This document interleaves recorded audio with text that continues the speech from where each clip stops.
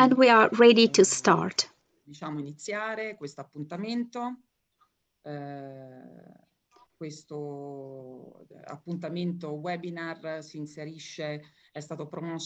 webinar has been promoted by the FA.B project. FA.B stands for Family-Based Care for Children in Migration.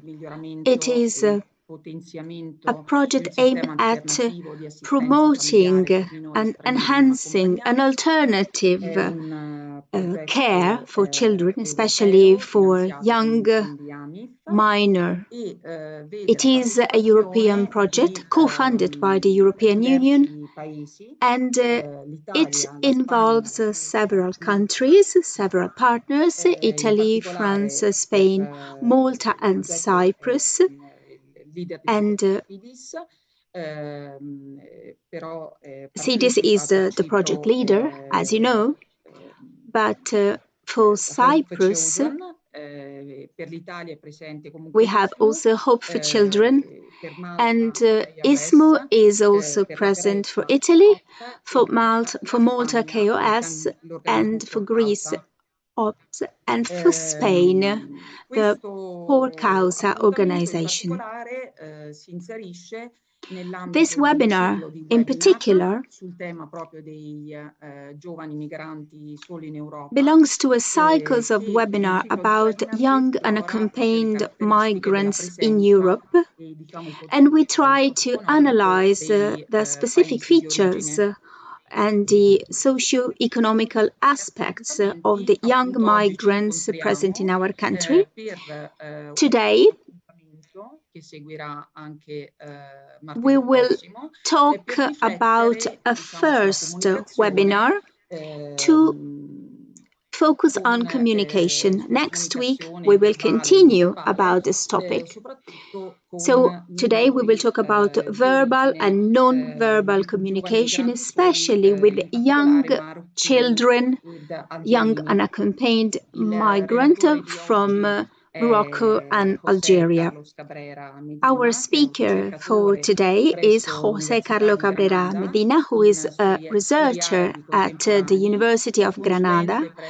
He is an expert in Arabic contemporary studies and is a consultant for many organizations supporting migration, and he has a long experience as intercultural mediator for the regional government of Andalusia and Algeciras, which is a very important European border. At the moment, he's also the manager of a radio program which is totally dedicated to intercultural problems, and he was awarded by a prize in Andalusia in 2022 for this project and for his commitment. So this is a first webinar about communication, and we will continue to talk about communication next week.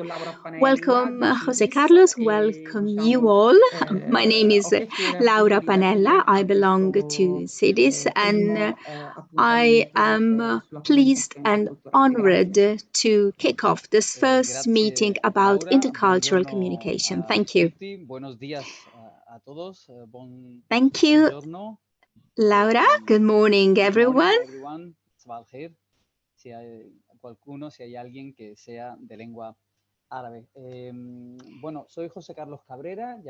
I would like to greet you in all the languages, also in Arabic. As Laura said, my name is José Carlos Cabrera Medina, and before starting with this webinar that, as Laura said, we will continue next week, I would like to focus on an effective intercultural communication. I would like to induce you to reflect on how, especially in Northern Africa, Morocco, Algeria, and also in Tunisia, even if at a lower extent, we use words to talk, but we also use body language, gestures, And it is extremely important to know this kind of communication to understand that these young children, these young people, and to clearly understand their words, their communication, but also their culture. I know that this webinar is interpreted in English, Italian, and Greek. If I speak too fast, please interrupt me. A couple of weeks ago, I worked at another webinar. I participated in another webinar here for Cidis, and I said that I work in a hotspot in a center for migrants, a very important center for migrants in the south of Spain, at the border with Gibraltar, just 15 kilometers from Morocco. It is a maritime border, and it is a border with the African continent, so it is an easy pathway for young migrants, for migrants in general. And so over these years, I matured a long experience in these centers, and I had the opportunity to meet young migrants from many nationalities, but in particular from Morocco, Algeria, and also from sub-Saharan Western Africa more recently. That place is the gate to enter Europe, one of the famous Mediterranean corridor, in particular the West Corridor. So my work forced me to ponder on how we communicate. Often, when we live in a monocultural environment, our communication is very effective because everybody knows that method of communication, that means of communication. But when we interact with people from other cultures, maybe we are not able to use that communication register in an effective way, and this has an impact on our prejudices, on our stereotypes towards the other cultures, and this is mutual. So this is also involved in the context. So through an effective communication, we can develop a better tool, and we can work for inclusion. And in these webinars today and also next week, I would like to focus on this concept, which is closely related with an aspect that was a source of worrying for me for a long time, but at the same time it was a stimulus to imagine and organize a radio program. And I always say that it is important what we say, but most of all how we say that. And so this will be the fil rouge of my webinar. So we will focus on not only what, but also on how we communicate, because the other person, our interlocutor, can have a different perception. We talk about communication at cognitive level, but also we talk about feelings, we talk about personal perceptions. And we will try to understand how people communicate in Northern Africa. And in this way, we can try to compare how we talk in our culture. I am Spanish, and I have my own specific way to communicate orally, using my mother tongue, but also with my gesture, with all the other non-verbal communication codes that I have learned since I was a child. And every time I use my mother tongue, I use also these different codes, and this is true for Italians or for Greek. Every culture has a specific gesture, specific codes. And I am referring to the non-verbal language. Europeans may think that Italians are those who rely on body language, on the movement of some body parts, on gesture to communicate in a more effective way. But if we consider the south of Mediterranean, we can say that Moroccan and Algerians are those who use gesture and non-verbal communication to a great extent. So it is important to analyze their non-verbal communication, their body language. We will try to understand the role of gestures in our context, and we will try to understand what could be interesting for us.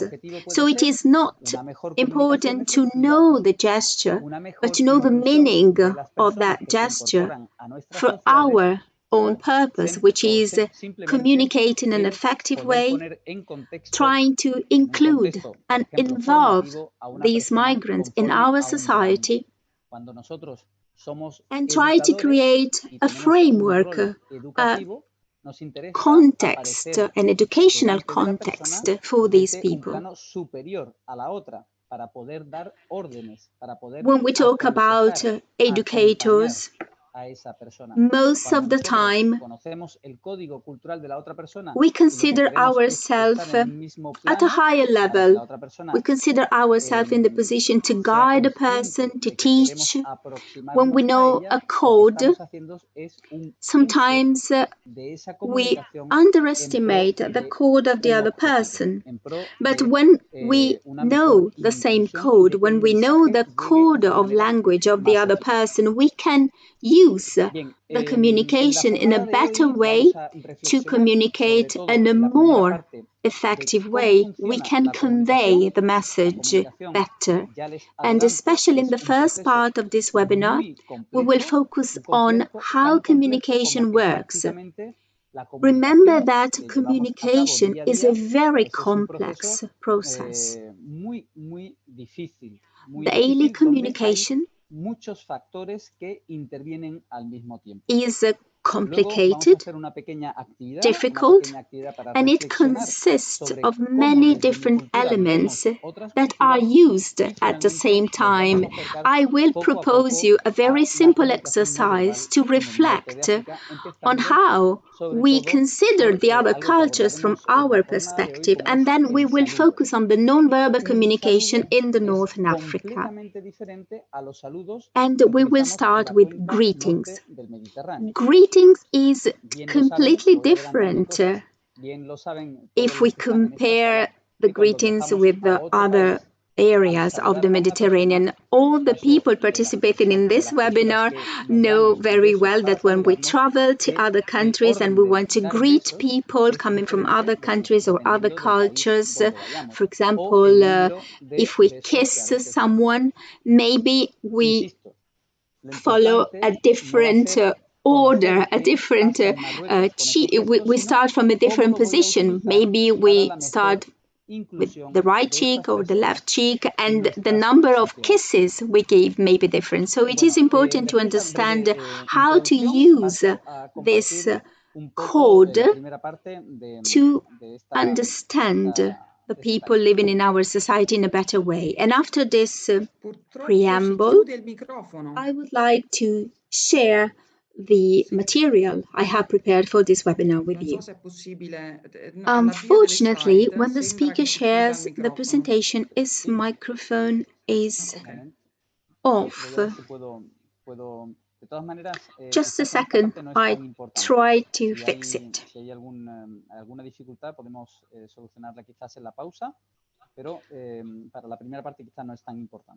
I won't share the presentation in this first part, just to solve the problem. I will say that it is not important what we say, but how we say that. And it is essential to understand how we say the message, because the person needs to understand. And this is essential, especially when we want to interact, when we want to create a communication. Communication is a very complex mechanism. And it is sometimes different what we say from what the other people understand. For example, when I talk about intercultural communication, it is important that everybody perceives that we are talking about something that could be perceived in different ways. The messages do not have a meaning in itself. It is important to understand that every person gives the message a different meaning, and this is key it is important to remember this, because each of us has a different cultural setting, and this setting is key to understand the world. I always tell my children that we have to wear their glasses specific to understand that specific culture. And these glasses represent the values that we are taught, what is good and what is evil. And it is extremely important the way we communicate. We are trained to understand the oral language, but also to understand the meaning of our movements. For example, when I use my hands, it is key to understand the meaning of my movements. So if we can ponder on how we communicate, we can be aware of the way the other people communicate.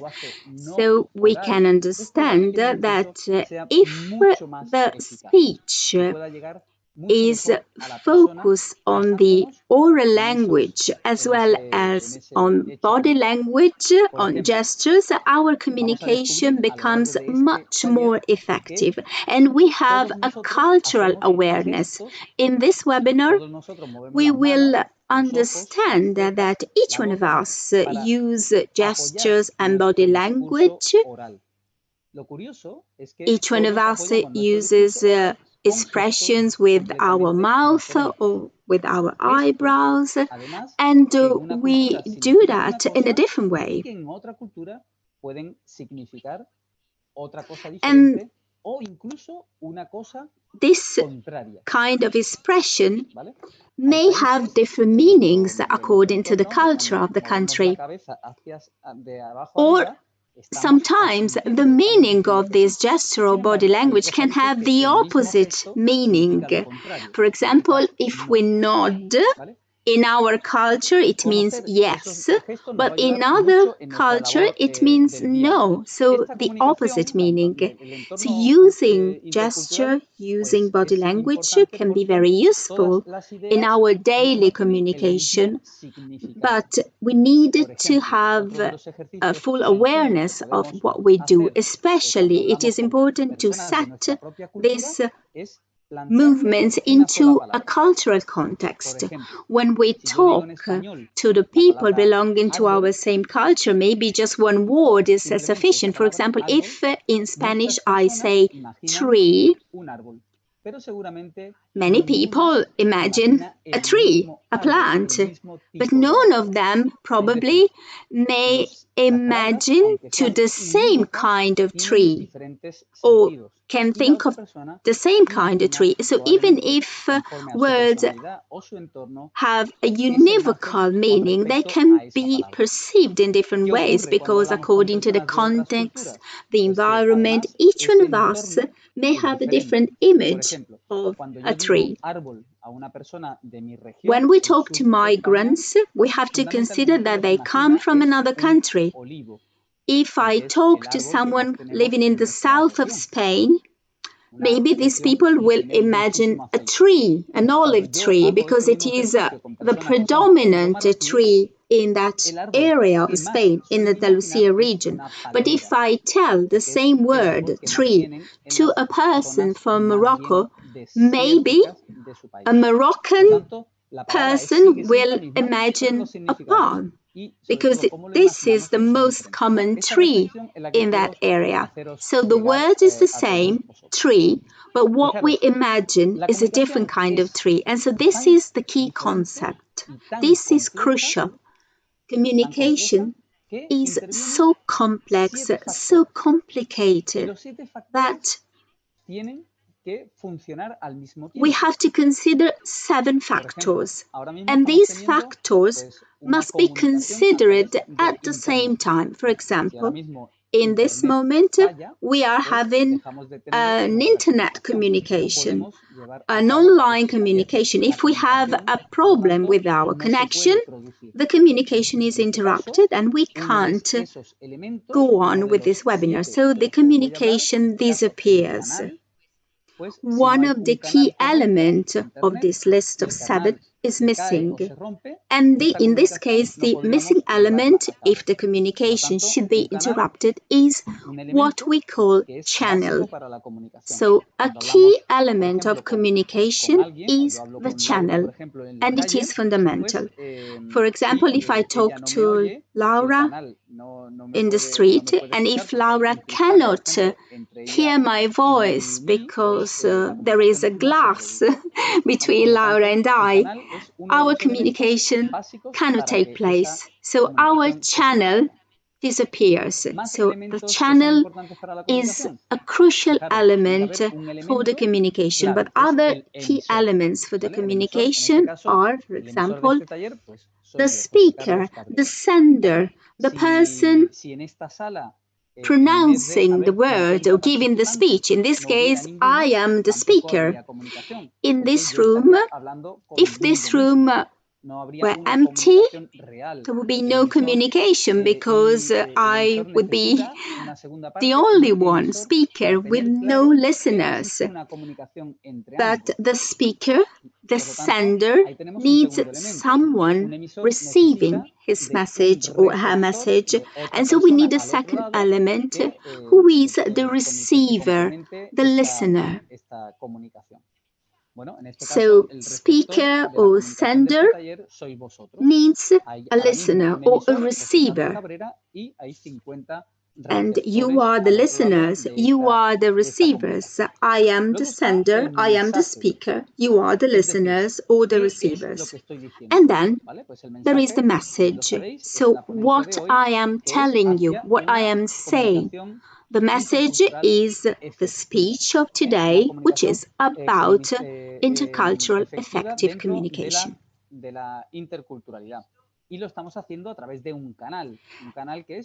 And this because we are working in a context that we would like to define an intercultural context. We have a channel to communicate because we are in different countries. We have a message, we have a content, and it is key to have a communication. And then we need to add another element, which is the code. The code is the language, the mother tongue I am using at the moment to give my speech. Because this is a webinar where you can see and listen to a person speaking. In this webinar, we are lucky because we are supported by interpreters who are interpreting my code, this part of the communication into other languages and to make my message fully conveyed. So if someone is not speaking Spanish or doesn't understand Spanish, cannot access the code, cannot participate in the communication. So the code is the key element of communication. But in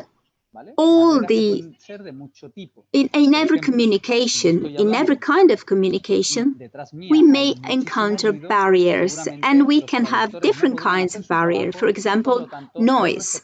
If I am in a noisy environment, noise is a barrier.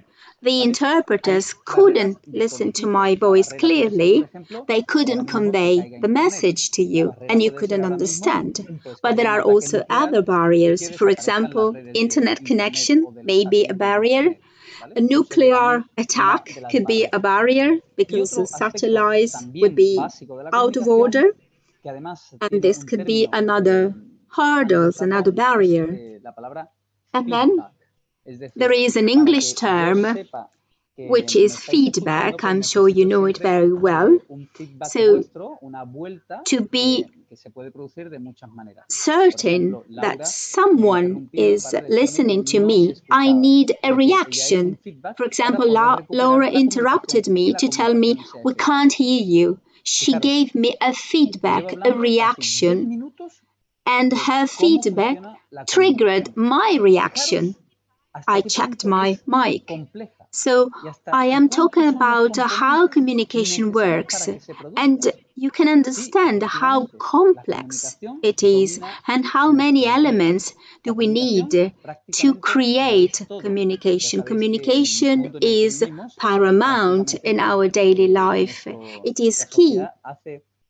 We live in a world, we live in a society where the importance of communication is constantly underlined. But communication in general is not an easy task because there are many factors that should be activated at the same time.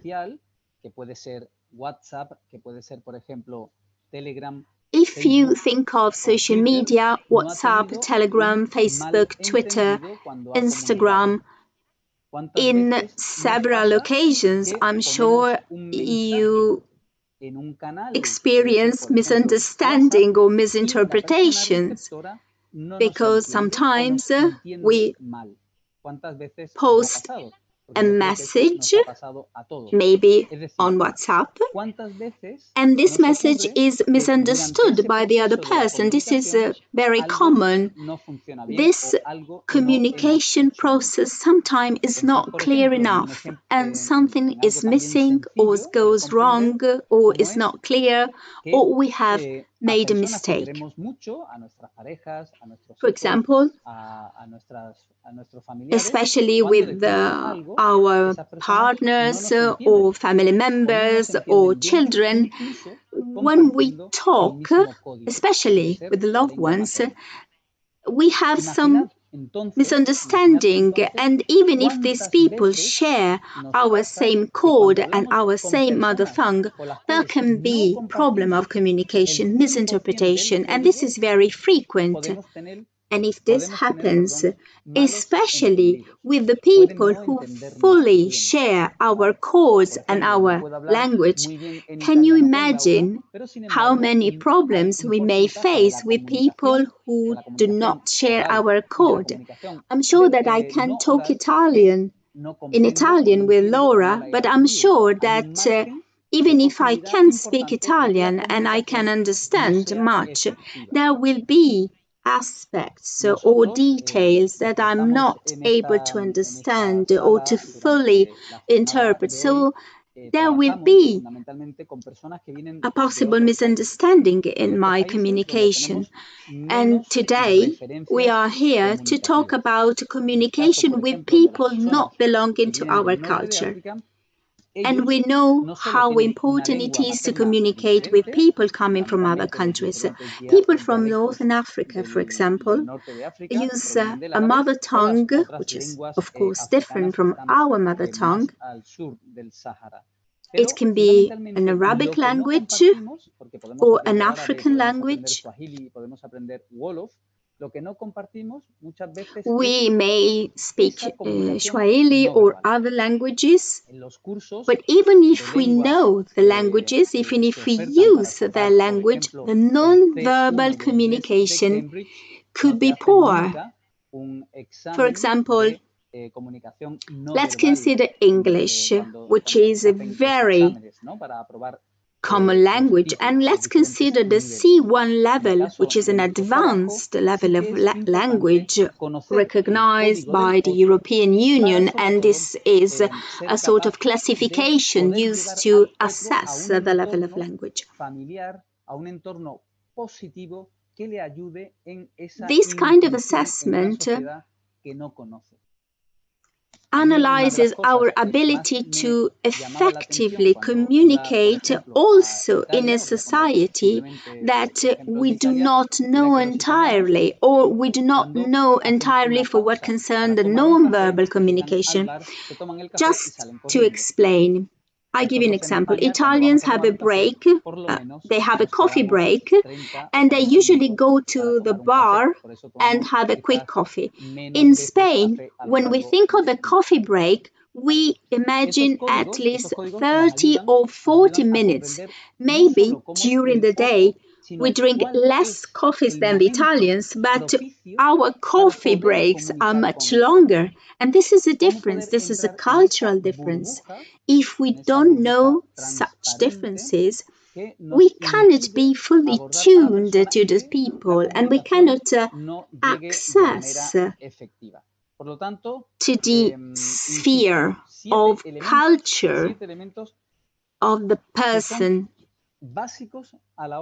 we are trying to communicate to. So as I said before, there are 7 key elements for an effective communication, and I repeat them: speaker or sender, listener or receiver, message, channel, code, barriers that should be eliminated, and feedback, because the speaker, the sender, can be 100% sure that the message has been fully conveyed. But remember that there is a difference between what I say and what the other person thinks I have said. Sometimes there is no coincidence or no total coincidence between the two things, so the two messages do not match completely and they do not correspond completely. So communication is a complex process, and it must be clear that we have to take into account many different factors, and we also have to take into account the non-verbal communication. So now we know how communication works and how complex it may be. And now we can try to understand to what extent the non-verbal communication is important. For example, I am using my hands a lot in this moment, and this is useful to draw your attention on my message. I am trying to enhance, to reinforce my message, and to help you following my speech. So if we are aware that when we communicate, we have to focus on the message, but also on other aspects, in that case, probably our communication will be very effective. Communication has been studied for many years, also in ancient times, and Zenone di Cizio used to say that nature has given us with 2 eyes, 2 ears, but just 1 tongue. So according to Zenone di Cizio,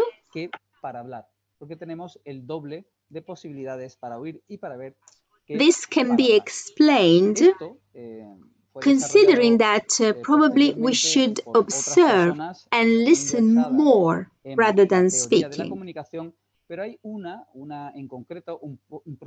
Many experts of communication, many people studying the theory of communication have devoted their own life to this aspect, and there is an Armenian scholar, his name is Merabian, who used to say that when we speak, our verbal language in the communication has an importance that can be quantified in 7%. This is the percentage of the verbal communication. So what I'm saying will be remembered in terms of word just for the 7%.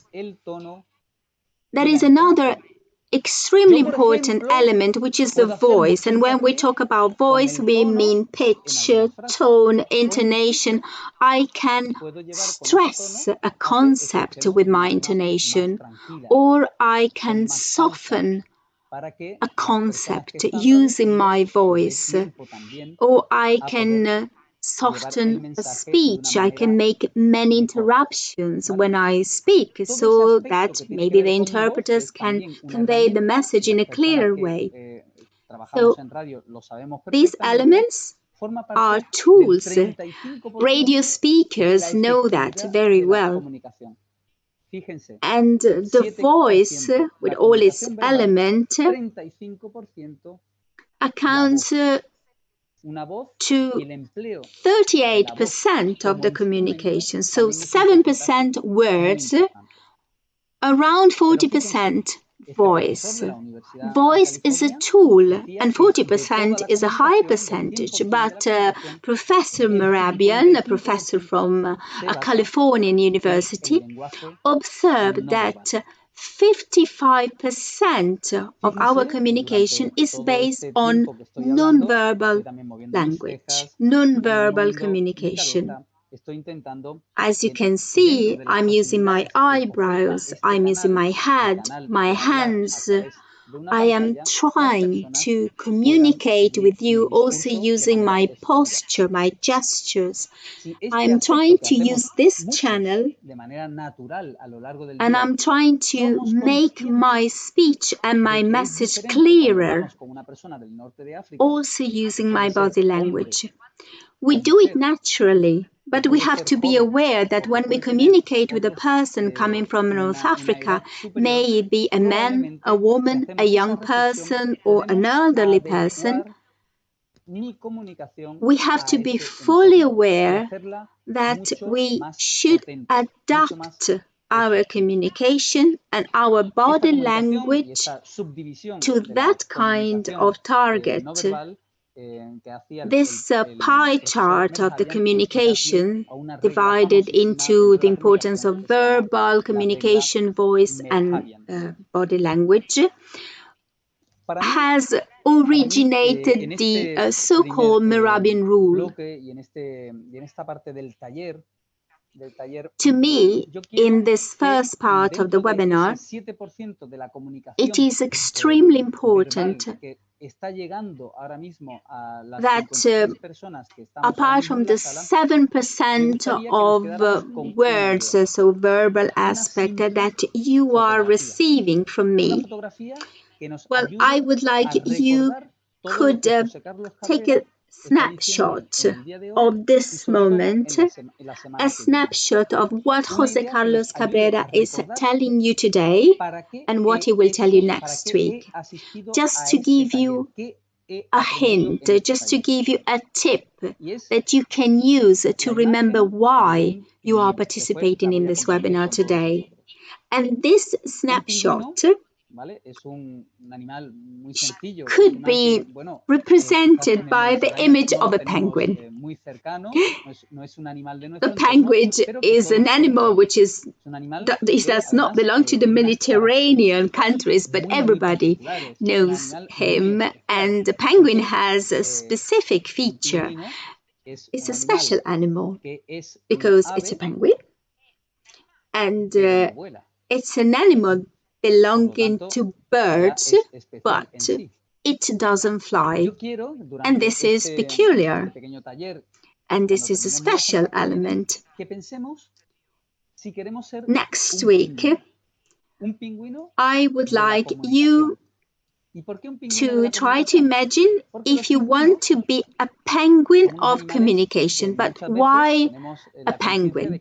Because penguins are animals are often seen as a little bit clumsy, a little bit bizarre because of the way they move.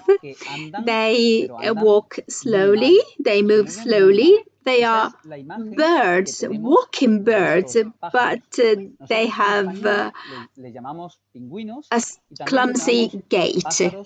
In Spain, we call them penguins, but also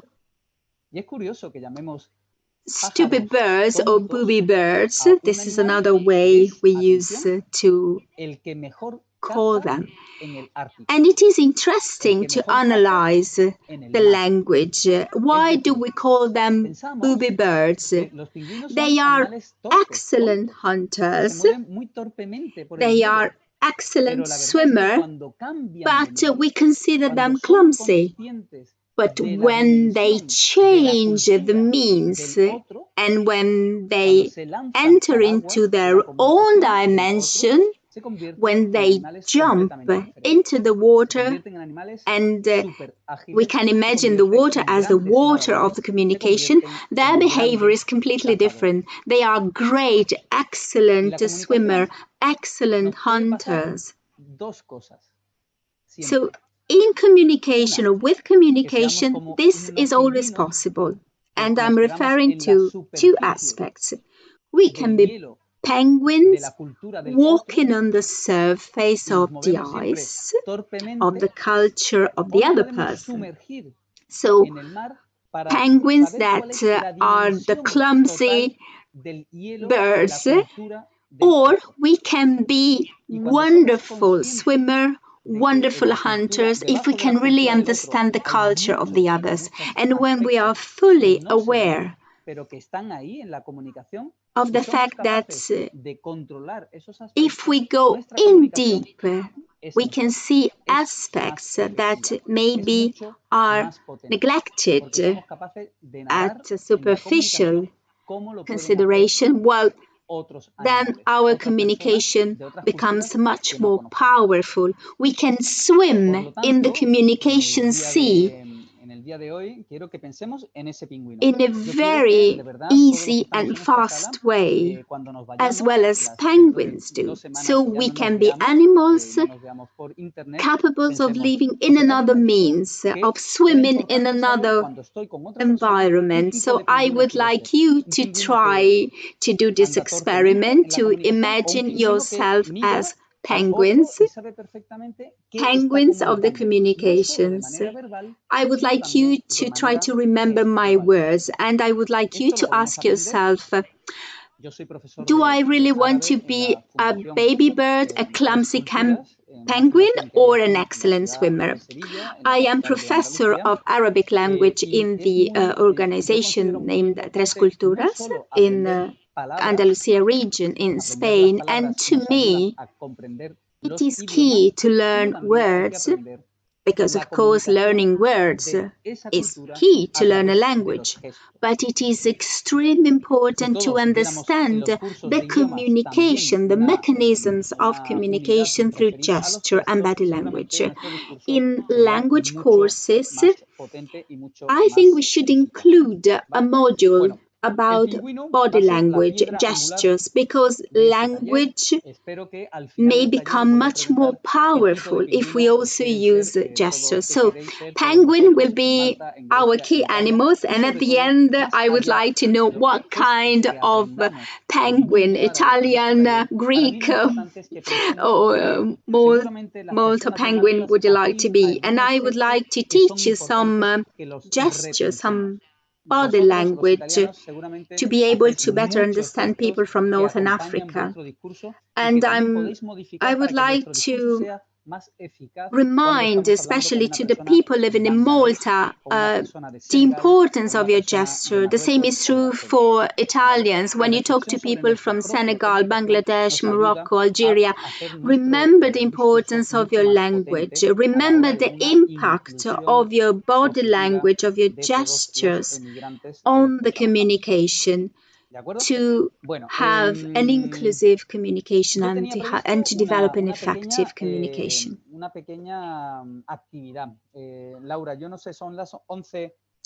I would like to propose an activity. Laura, is it too early for the activity?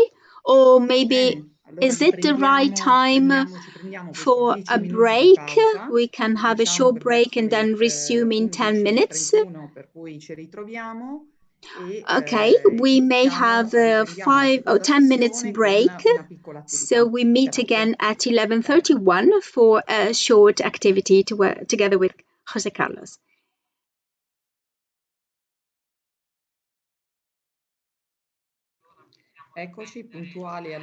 Welcome back.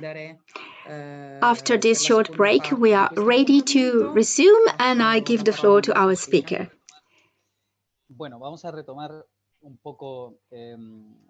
We are ready to resume. And I would like to propose an exercise. And those who will watch this webinar recorded, I hope may find this exercise useful to better understand what is an intercultural effective communication. So I'm going to share my screen with you. Now we can hear the speaker. Adesso sì, vediamo anche la soundboard. Okay. Perfecto. Muy bien. Bueno, estaba I was saying that in the first part of this webinar, we have mentioned the study of Professor Mehrabian, who gives great importance to voice, pitch, volume, and intonation for an effective communication, and 55% of the value is given to body language, to gesture. But sometimes we do not give the right importance to this component of communication. And before the break, I asked you, what kind of penguin would you like to be? The clumsy penguin walking on the surface of communication, or would you like to be the skillful penguin that is an excellent swimmer that can go under the ice surface, being fully aware of the culture of the other person, of what we can see, but also of what we cannot see? So my question is, what kind of penguin would you like to be? And to go on with this reflection, I would like to propose an exercise. Everybody can participate. And we're going to use a virtual whiteboard. It is a Google application, which is called Jamboard.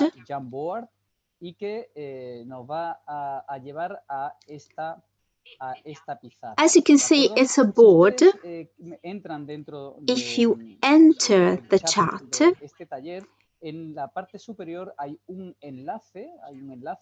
you can see a link. If you click on that link, you can enter this virtual whiteboard. It's a very simple exercise.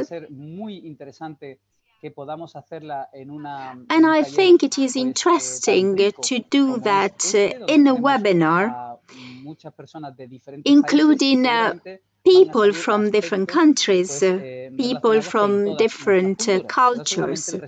So I think it is an interesting experiment to do together.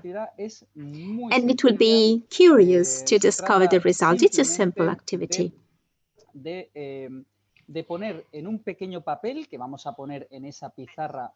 On a virtual piece of paper, which is our Jamboard, we can write a sentence.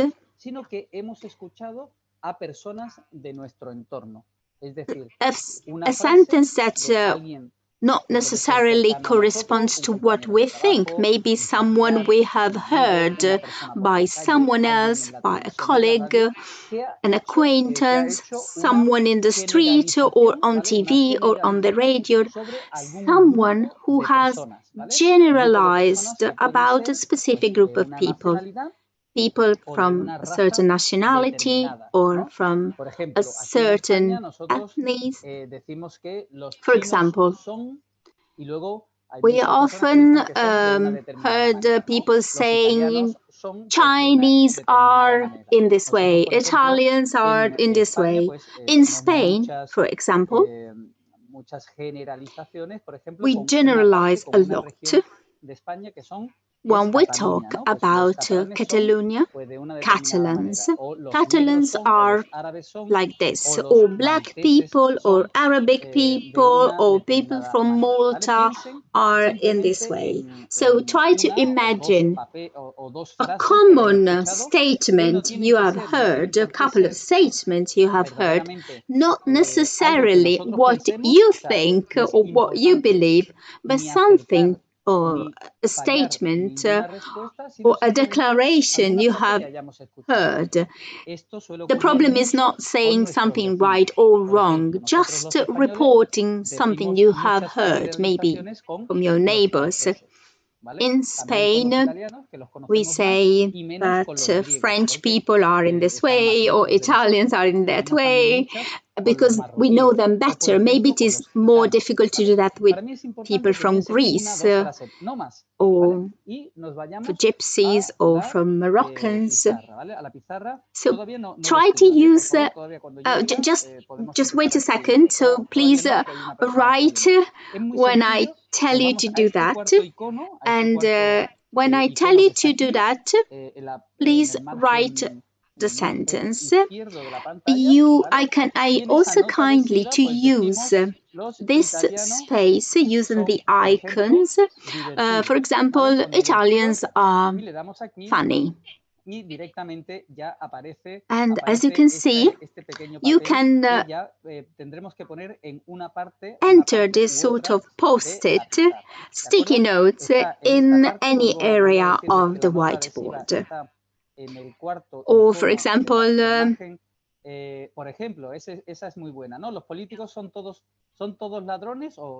you can use these functions to make modification. Someone wrote, politicians are all thieves. The fourth icon on the right margin can be used to write and stick your post-it on the whiteboard. If you cannot participate in the activity right now, you can do it later on, don't worry. I'm just arranging the sticky note in a clearer way.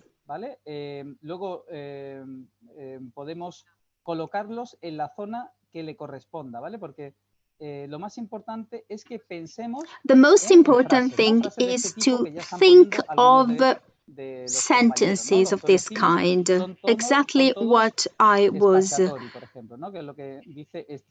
wondering. For example, Tunisian are drug dealers. South Americans are, I cannot read it, it's a bit small. Just a second. I need to give you another information. Take your time to think about the statements you would like to enter. Think of a couple of sentences you would like to write on the whiteboard. There are 14 of us, so you can add an additional statement if you want.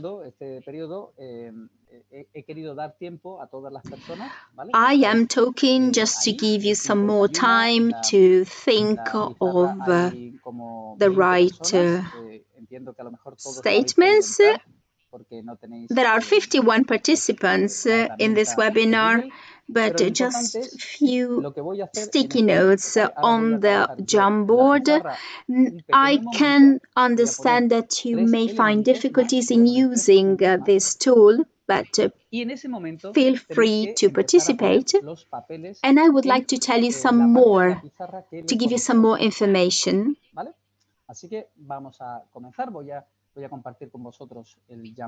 And I ask you to place the sticky notes in the right area of the Jamboard. A ver si recuerdo aquí. Let me write something on the Jamboard before arranging the sticky notes.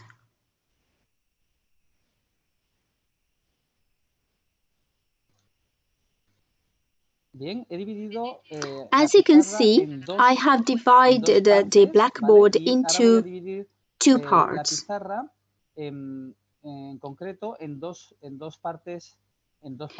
These two parts are identical. Lo más iguales posible, ¿vale? Más o menos así, ¿vale? Así. Bien, ahora sí que podemos escribir. I try to mark a line so that the space is equally divided in two spaces on the screen. Que creáis que puede estar el papel que habéis pensado.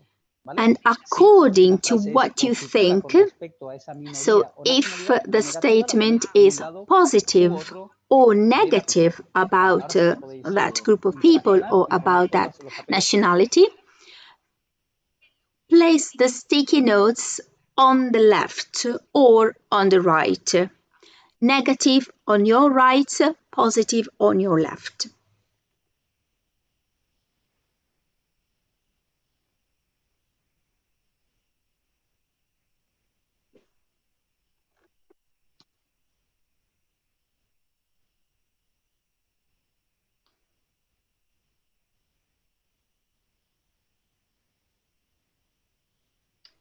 Muy bien, parece que estamos Good job. Hay gente todavía que está pintando. Es el cuarto icono de la pizarra. You're doing a great job. Muy bien. Parece que... More sticky notes are coming. Muy bien esta actividad. Voy a dar un par de minutos más antes de seguir. I give you a couple of minutes to add additional contributions. But it is an excellent work. Thank you.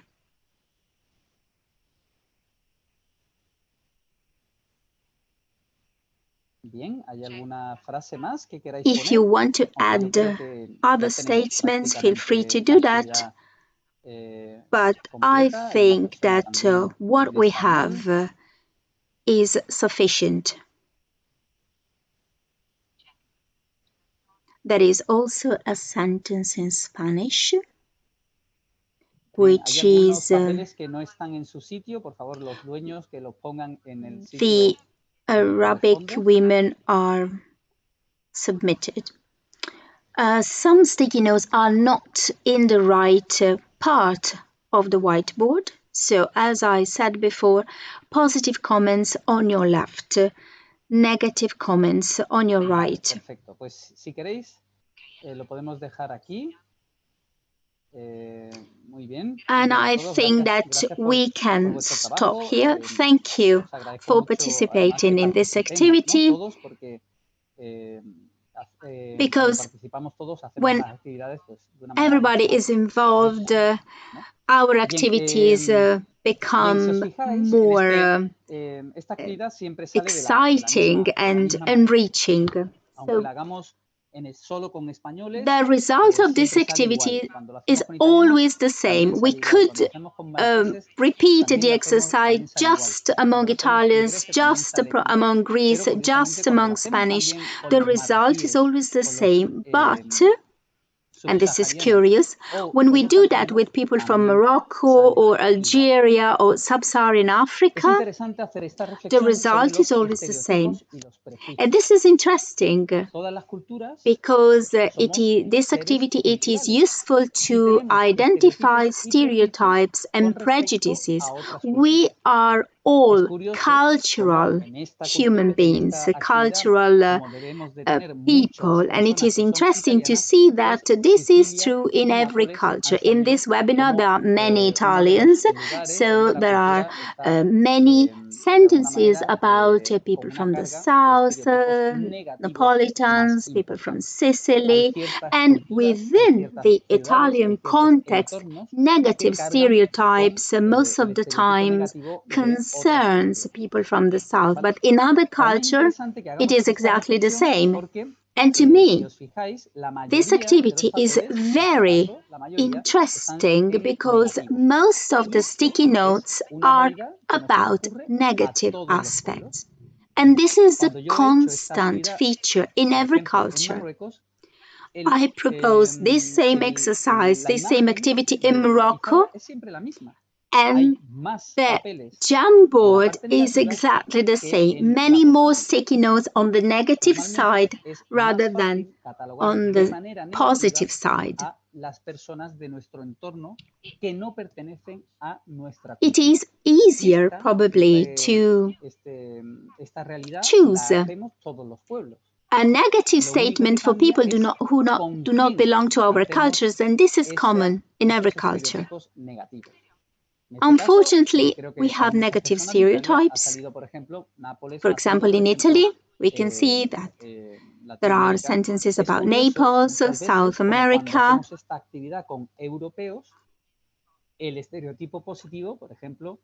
If the same activity is proposed in Europe, we can see the difference between Irish, German, and Irish and Germans receive positive feedback because in those places great importance is given to the work correctly done. So we consider those people more efficient, more effective, and so we praise them. We give a positive assessment. This activity is also important to discover more about ourselves. And to me, it is always crucial to show this activity so that you can repeat, you can propose this kind of exercise to people not belonging to the EU, but to people living in the African continent or in the Asian continent to understand what are the positive and negative stereotypes these people have when they think of us, the Europeans, because this is their cultural background. This is what they bring when they come to our countries. I know very well what happens in Northern Africa. This is their cultural background. And sometimes the image they have of our country is not clear. They have a stereotype idea of our society and of our culture. Now, I'm going to talk about a delicate aspect. Muslim culture in North Africa and Morocco and Algeria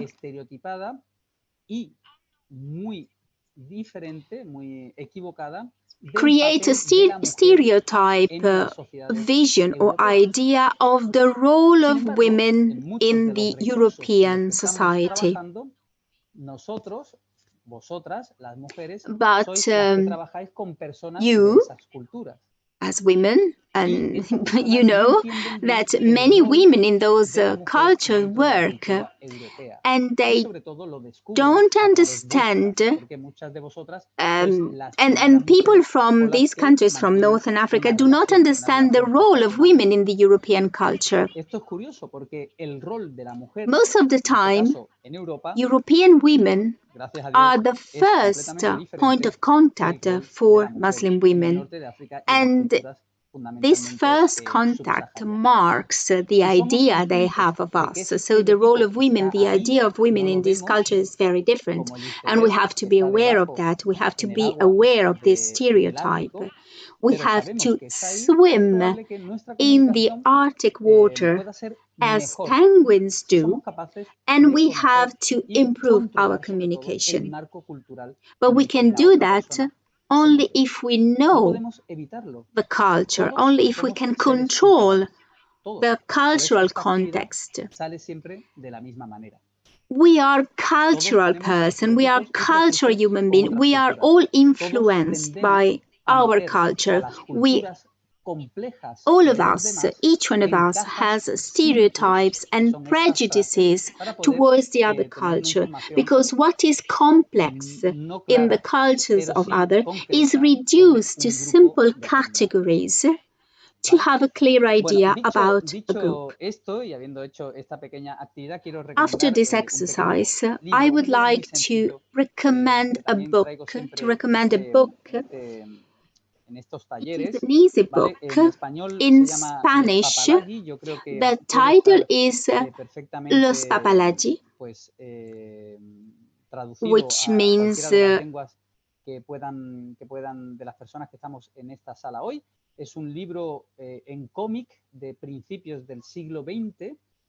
Well, I think that everybody can understand this book. It's a book about a king and an island in the Pacific, Papua New Guinea island. And this, the author, after a trip to Europe, decided to write a book about Europeans and Western society in general. The book is made of, it's a sort of a collection of cartoons, but they are very clear to try to understand how our culture is seen by people not belonging to our cultural background. I think we can learn a lot from these cartoons. And it is extremely important to understand that also the other people not belonging to our culture see us through their lenses, through their eyes, and maybe what they think does not correspond to the real situation. Therefore, it is important to have a sound cultural knowledge. So I would like to recommend this 80 pages book, well, made of images rather than text, suitable for all ages, and it is a nice tool to reflect on how a person from a far culture, from a far country, can see us, can see the Western society. It is very important to understand how the other people see us. And now we can go on with our process of learning during this webinar. In Spain, we know very well the prejudices we have towards people from Morocco. It's a Muslim country mainly, and most of the time we have a negative idea in Spain. And when I talk to my students, I like to ask them, what are the prejudices or the stereotypes that Moroccan people have towards us? So I like doing this activity to make them understanding that we have prejudices, but also they have prejudice. They also have prejudice and negative ideas about us, about Spaniards. They think we are arrogant, prepotent. We believe that we know everything and that we think they are ignorant. We feel superior. We think we are superior. According to Moroccan people, and in my opinion this is true, Moroccan people think that we don't know them, we don't know their values, their culture, their language, their religion, what is important for them. And it is curious to see that Moroccan people have their own idea about Spaniards, but also about French people. But they have a more positive idea of French people rather than of Spaniards. So they give a greater value to French culture rather than Spanish culture. But if we can understand what they think, we can also understand what they do expect from us to be. So they expect to see arrogant people, prepotent people, people treating them as inferior or thinking that they don't know anything. So the first time I interact with a Moroccan, I must try to destroy the stereotypes that this person may have. It is important to greet this person in the way a Moroccan would do. We should learn to greet as Moroccans do. So when they enter in contact with me and they see that I can greet them in the same way they do, but they also know that I'm Spanish, and they clearly see that my traits are not Moroccan. Maybe they are surprised and they asked me, but you are Jose Carlos, you do not have Moroccan traits, you're not Moroccan. No, I'm not. I was born in Spain. But if you're not Moroccan, are you Muslim? No, I'm not Muslim. I'm Christian. So the question is, these two questions are key because in their mind, something is triggered and this little something destroys their stereotypes. So we can go beyond prejudices. I am doing something which is not typically Spanish, but it is for me the key to enter a completely different world. And that person feels that he or she is fully recognized. Well,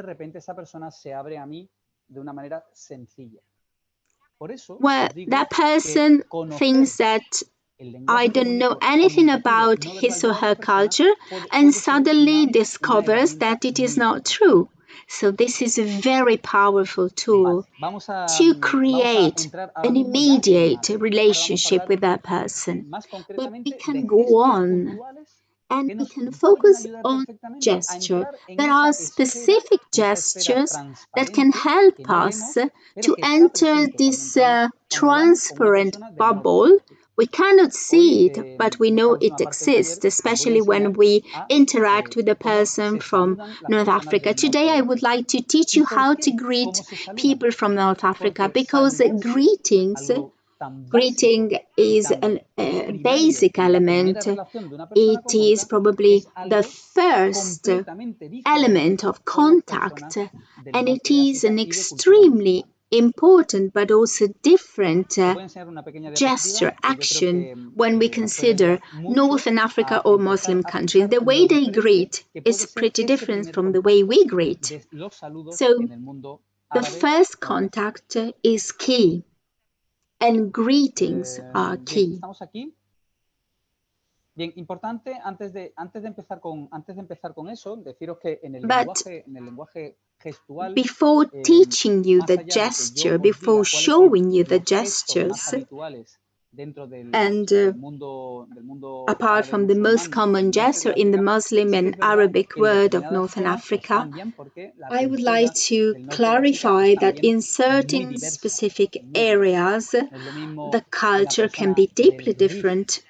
For example, in the western area, in the mountains of Africa, the culture may be very different from what we see in Algeria or in Tunisia. So in these territories, we may see very different gestures. For example, if we think of the way we count using our fingers. Each one of us does it in a different way. Laura, how do you count? How do you use your hands? Yeah. You do that starting from middle finger and then you go on. Well, this is what we do in Europe, but other people do it in a different way. In Spain, some people begin with the thumb, 1, 2, 3, 4. There are 3 of us to eat. There are 3 of us for the dinner. Well, in Northern Africa, they start from the little finger, and children, they fold the little finger inward and they say 1, 2, 3, 4, 5. So as you can see, counting is something very simple, but the way we do it, the gesture we make can be very different, and this is a very first moment, and this is the very first impression that usually is in our subconscious. And maybe if we see someone doing that simple gesture, that simple action in a different way, this could trigger a stereotype, and we may think, I don't like that person, I don't like the way he or she does it. Of course, we can change this gesture, and if we change this gesture, we could send the message, I care about your culture. Today we focus on Arabic cultures, but you could deal with people from other cultures, people from Bangladesh. And my question is, how do they count in Bangladesh? I don't know. I know what happens in Morocco, but not in Bangladesh. And this just to explain that we could see important and deep differences. About greetings, well, if we learn to greet people as they do, we can create a relationship of trust. How do they greet? Well, there are different ways. In this slide, maybe you can find important information. In France, for example, we say, come on back to 5 seconds to say that, how are you? In the UK, we say, how are you? I'm fine, thank you. 5 seconds in total. Very short time, a blink of an eye. But in Morocco, they say many words, halani, habash, dalebesh, kulchimizian, shitu, kishimishani ashtula.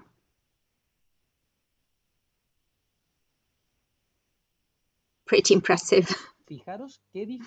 Can you perceive the difference?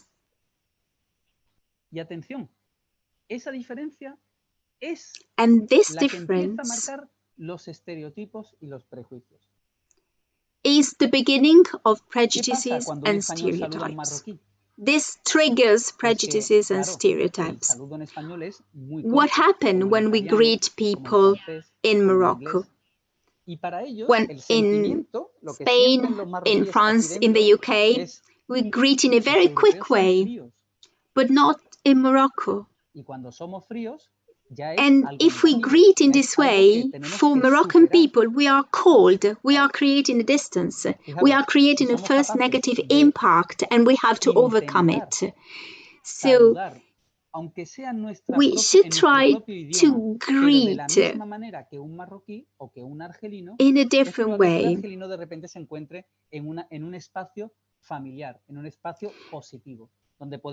So if we try to do something more similar to what they do, we can open a door and we can try to dismantle the stereotype. In Morocco, they ask many things. How are you?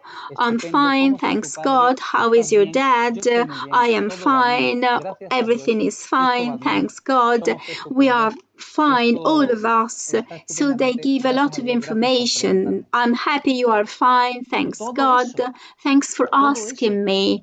Thanks for being interested in how I'm feeling. And this is a very long way of greeting. So if we just say few words, the perception is something which is not familiar. In Algeria or in Moroccan, everything is said at the same time. So the person who is greeting speaks at the same time. So they are speaking together. In Italy or in Greece, we say, "Hello, how are you?" And the other person answers, "Fine, thank you." So it's a sort of tennis match. We speak one at a time. But in that culture, people speak at the same time. Laura, can you try to greet in Italian, but with a very long greeting?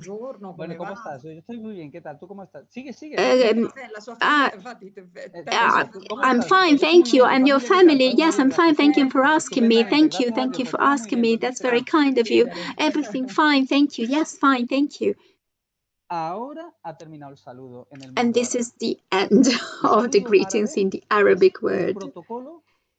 It's a protocol, it's a specific protocol, completely different from the European one. If you can understand this, and if you can try to do the same, it helps you to be perceived in a different way. It helps you to be understood. For example, in a welcome center, in a reception center, it is important to greet people according to their culture. And this is a huge, it's a powerful tool. And it's a huge achievement because we can dissipate fears and we can make these people understanding that we can make everything a bit more familiar for these people. It's a cultural journey, it's a cultural pathway. I was lucky enough to learn this kind of communication. I made mistakes, of course, because I did what I usually do in my culture. But this is not the right way. Of course, I didn't do it on purpose. I did it because my culture is different and I didn't know. But now I know, and I try to greet people according to their culture. I try to adapt my greetings to the culture of the person in front of me so that that person can feel himself or herself fully accepted. If we consider the Arabic and Muslim world, greetings are not the same. We have to distinguish greetings between men, greeting between women, so greeting between a couple and the man. The cultural code regarding gender is also important. In many cases, knowing these different codes gives us the opportunity to be perceived in a better way. In Spain, especially in the south of Spain, for example, we used to kiss each other on the cheeks, on both cheeks. This is the most common way of greeting, and this is true for men and women.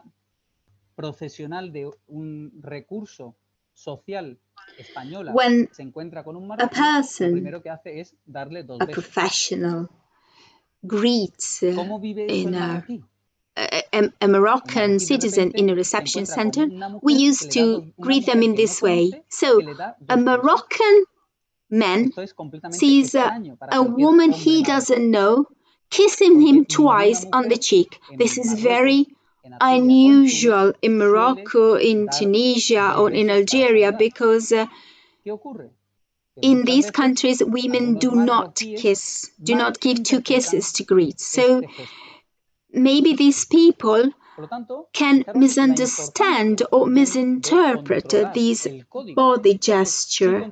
So again, it is extremely important to know the code, to control the code, to avoid fueling prejudices and stereotypes about our culture and about gender. So how should we greet people in Morocco, Algeria, or Tunisia? Usually a man gives his hands. So there is a handshake between men, and in the Arabic or Moroccan or Algerian word, men do not shake hands as we do in Europe. We shake hands. It's a firm handshake. Well, in Morocco, they do in this way. Look at my hands. It's a soft handshake.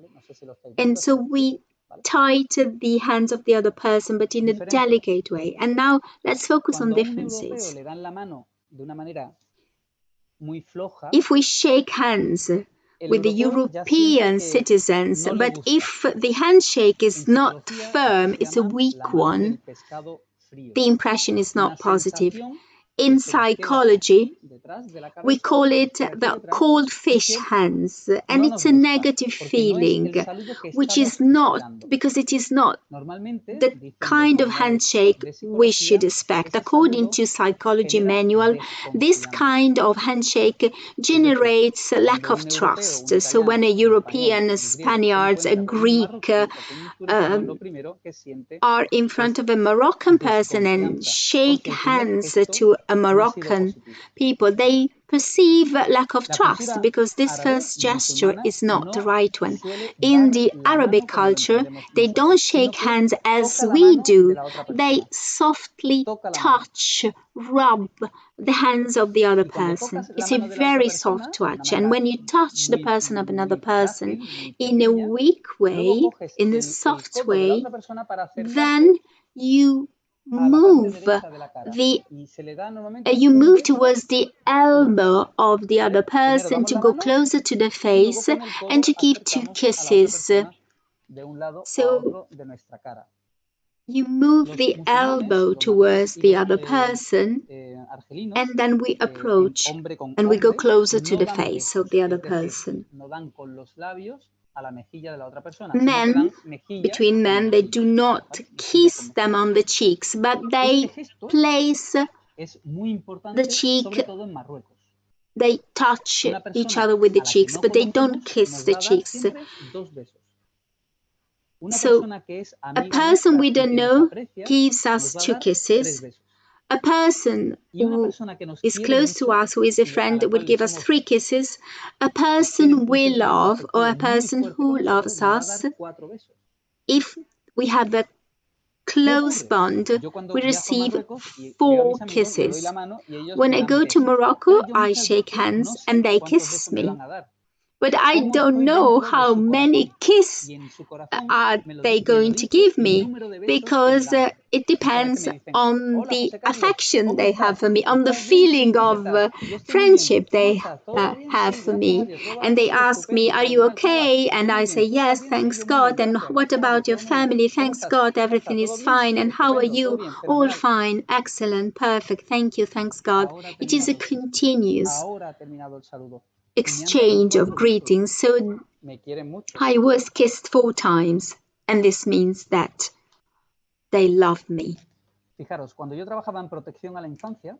When I used to work with children, many Moroccans used to go closer to children and used to tell them that they were family members.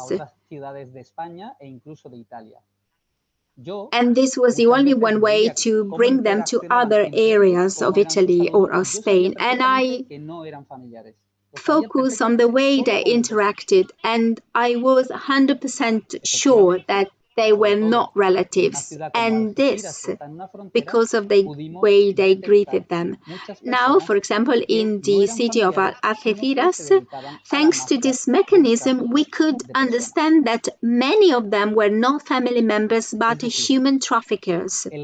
They were involved in human trafficking, so gesture can be a very powerful tool to give us information, to transform us into better professionals.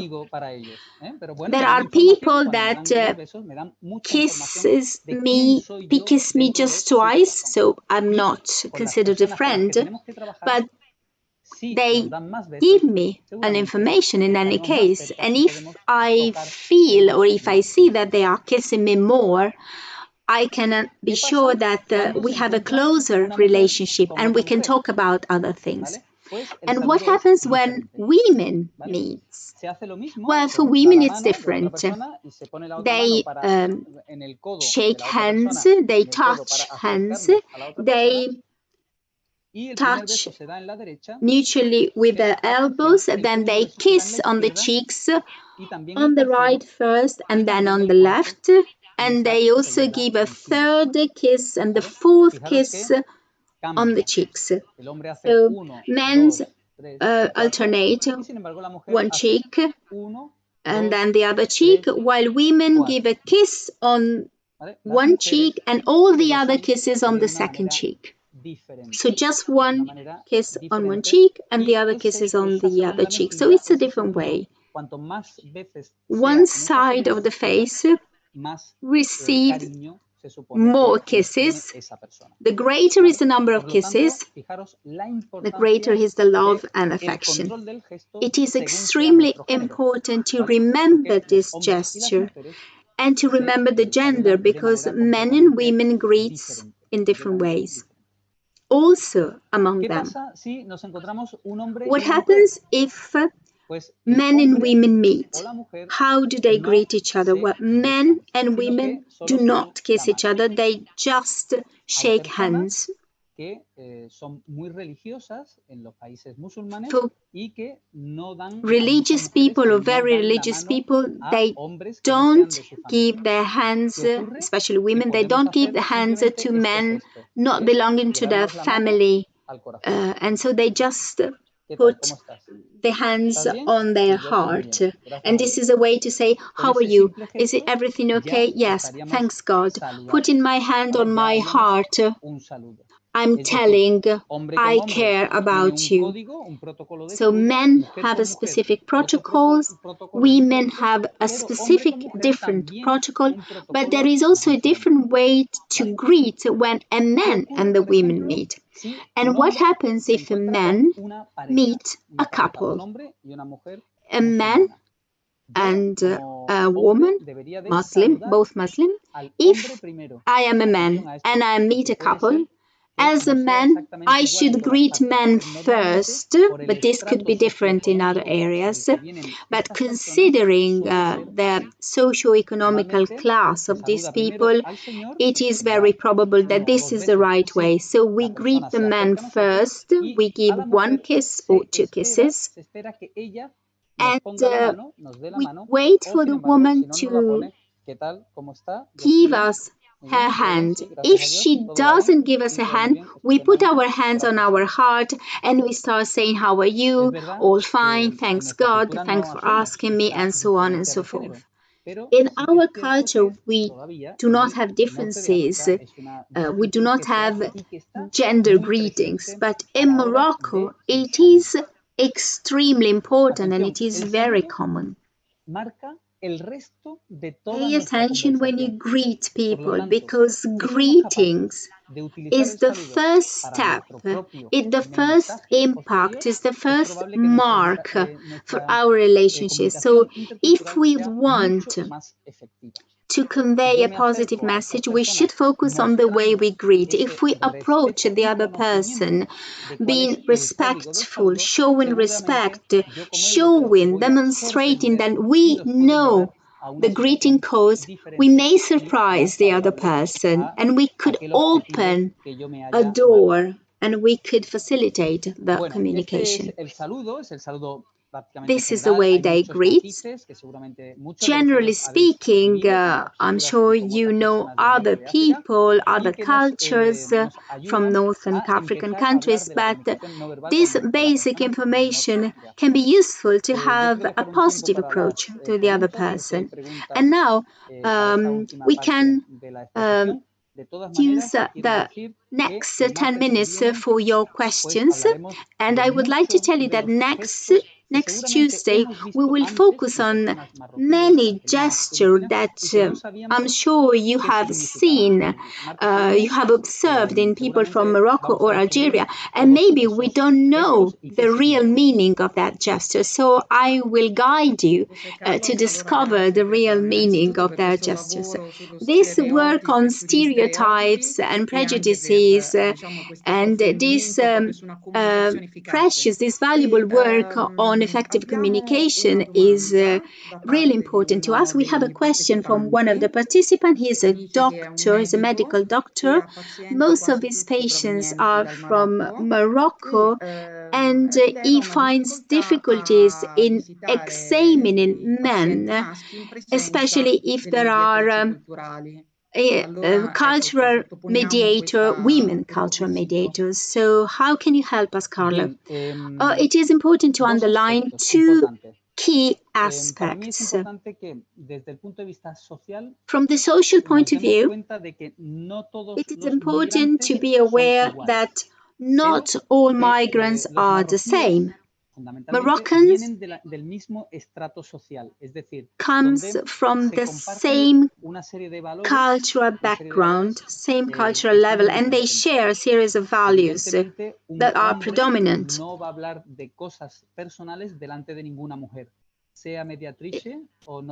It is more probable that a man won't talk about personal aspect in front of a woman, even if this woman is a cultural mediator. This is a problem. This is a hurdle. This is an obstacle. And when I train cultural mediators, I always underline that we must consider the gender of mediator in certain cases, because it is key to solve problems. Sometimes we need a woman, sometimes we need a man, or sometimes we need both at the same time. In Europe, we usually don't make this kind of distinction, but we have to take this into account when we deal with North African cultures. It is not the same for us, but we shouldn't underestimate the importance of this gender distinction with certain culture. And we have also another question. I hope to correctly interpret it. The participant is asking what happens if there are problems, if there are difficulties. So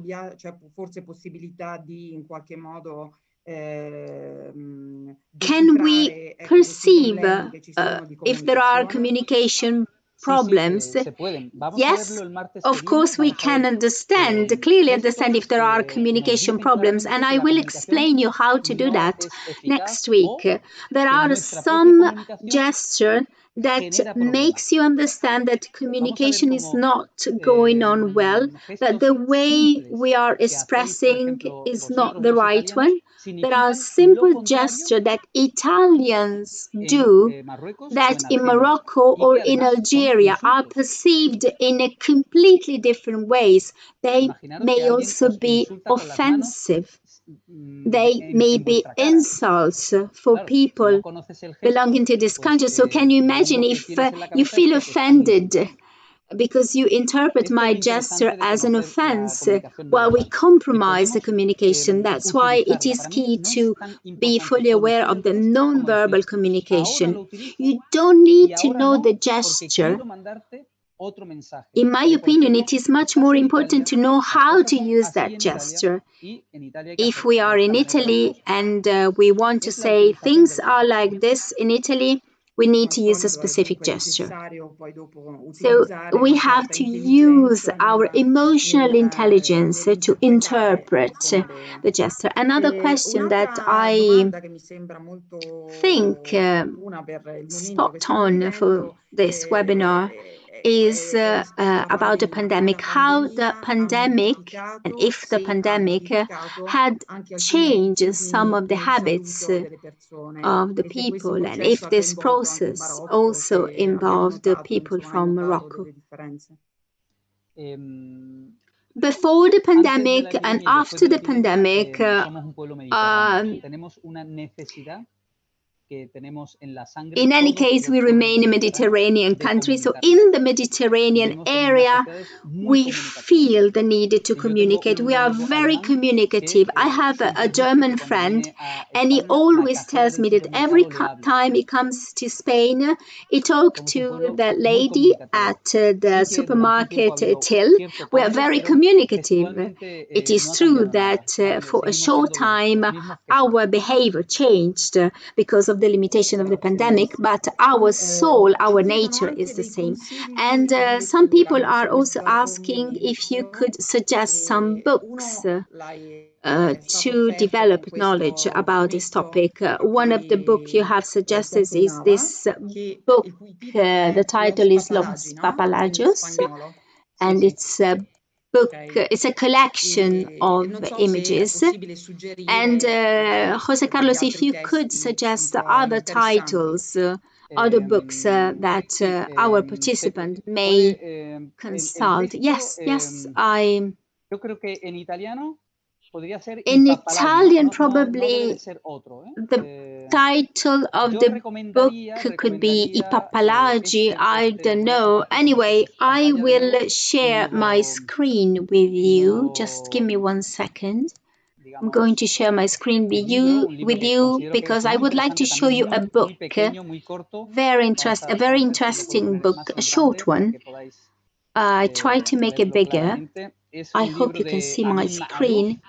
It's a book by Amin Malouf. It's in Spanish. It's very cheap, just €8.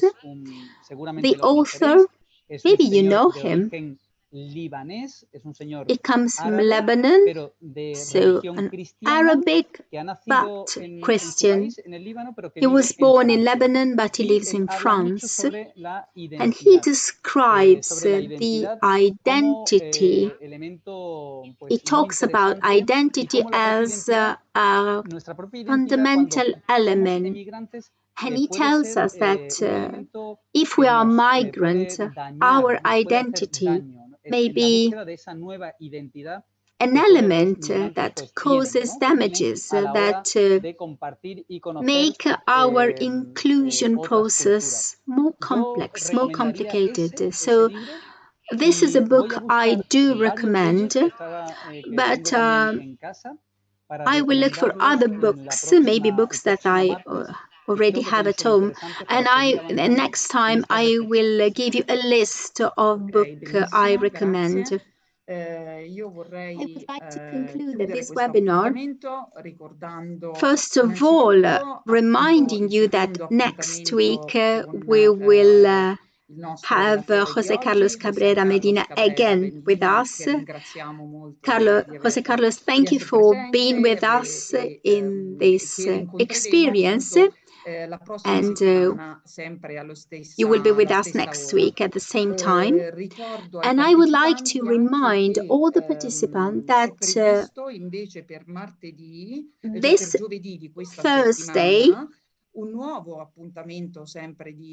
we will meet again for another webinar with Antonella Inverno from Save the Children about reception of young and accompanied migrants in Europe for a comparative analysis of the legal frameworks and rights. So for those of you who are interested in participating in the webinar, the method is always the same. So we will meet the representative of Save the Children this week on Thursday, and we will meet Jose Carlos Cabrera Medina again next week on Tuesday. I would like to thank our interpreters, and I would like to remind you that FA.B has its own website. You can find it at the address FA.B.together.net, and we also have our social media, our Facebook page, Instagram, and we promote the activities and the products of our work. So I kindly ask you to surf and to visit our channels, and all the webinars will be published on our platform, and they will be available for the professionals in the field to improve their knowledge. Thank you for being here with us today, and see you on Thursday and then next week. Thank you all.